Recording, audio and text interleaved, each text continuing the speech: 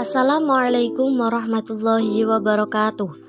Pada kesempatan kali ini, kami dari kelompok 1 akan membawakan sebuah materi yang berjudul Upaya Mengenali Potensi Diri, Bakat, dan Minat.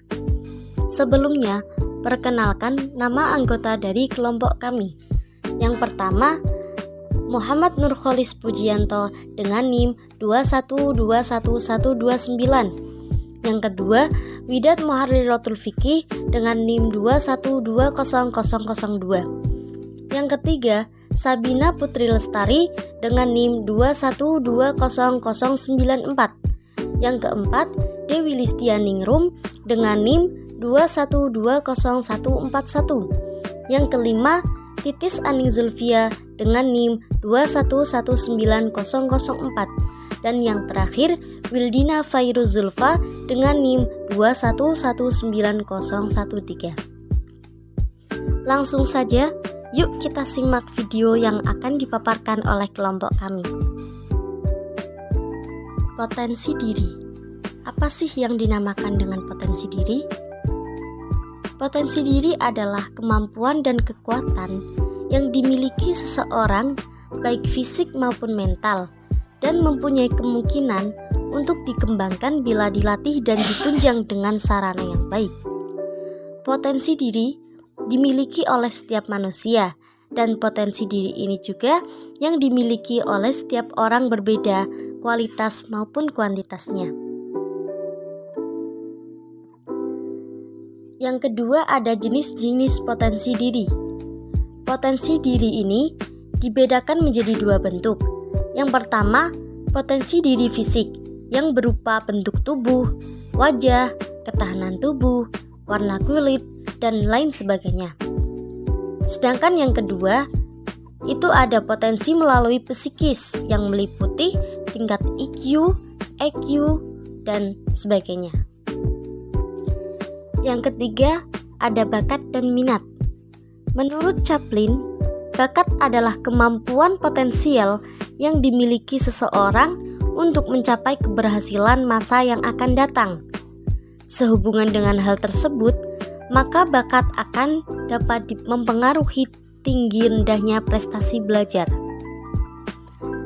Menurut Asrofi dalam jurnal Fadilah 2016, bakat adalah kemampuan alamiah untuk memperoleh pengetahuan dan keterampilan, baik yang bersifat umum maupun khusus. Sedangkan Andy Maprer menyatakan bahwa minat adalah suatu perangkat mental yang terdiri dari suatu campuran dari perasaan, harapan, pendirian, prasangka, rasa takut, atau kecenderungan lain yang mengarahkan individu kepada suatu pikiran tertentu. Yang keempat, ada pentingnya mengenali diri sendiri. Seberapa penting sih kita harus mengenali diri sendiri? Mengenali diri sendiri itu sangat penting untuk keberlangsungan hidup di masa depan, di mana kita akan menghadapi berbagai masalah di lingkungan sekitar. Pengenalan pada diri sendiri, kita dapat melihat kekurangan dan kelebihan yang ada pada diri kita, sehingga kita dapat merespon seberapa besar kemampuan diri kita. Mengenali diri sendiri juga dapat membentuk karakter seseorang dengan mengkonsepkan diri. Mengenali diri sendiri itu merupakan hal yang penting yang perlu kita sadari. Yang kelima, ada multiple intelligence. Multiple intelligence adalah validasi tinggi yang dimana gagasannya itu terletak pada perbedaan kecerdasan individu yang beragam dan menjadi suatu hal yang sangat penting.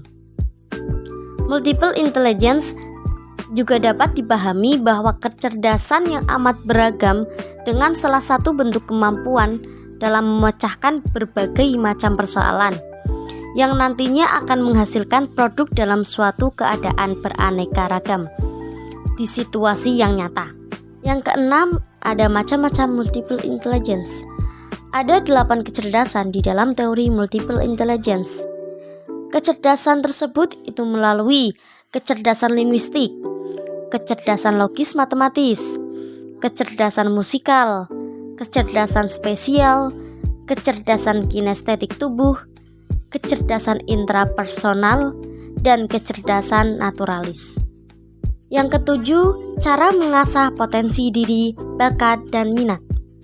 Mengenali potensi diri sendiri adalah dengan cara menguji atau mengukur kemampuan dan bakat diri kepada para ahli yang sudah berkompeten di bidang bakat.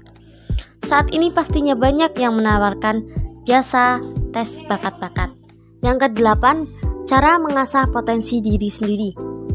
Itu pertama, berani dalam bertindak sesuatu.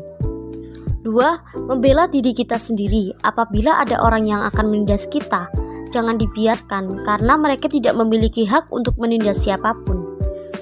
Apabila kita memiliki masalah, masih banyak orang-orang yang baik dan banyak yang pengertian yang bisa bersedia untuk membantu kita.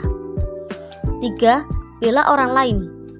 Saat kita mendapati orang yang menindas, maka sudah sewajarnya diri sendiri untuk menghentikannya. Apapun yang dilakukan, maka diri sendiri berhak untuk menghentikannya. Jadi, kita harus yakin dengan diri kita sendiri. 4. Memahami orang yang dihadapinya. Hanya karena mereka membuat diri harus mempertahankan diri, bukan berarti mereka tidak punya hati. Demikian video dari kelompok kami. Kurang lebihnya mohon maaf dan terima kasih sudah menyaksikan. Assalamualaikum warahmatullahi wabarakatuh.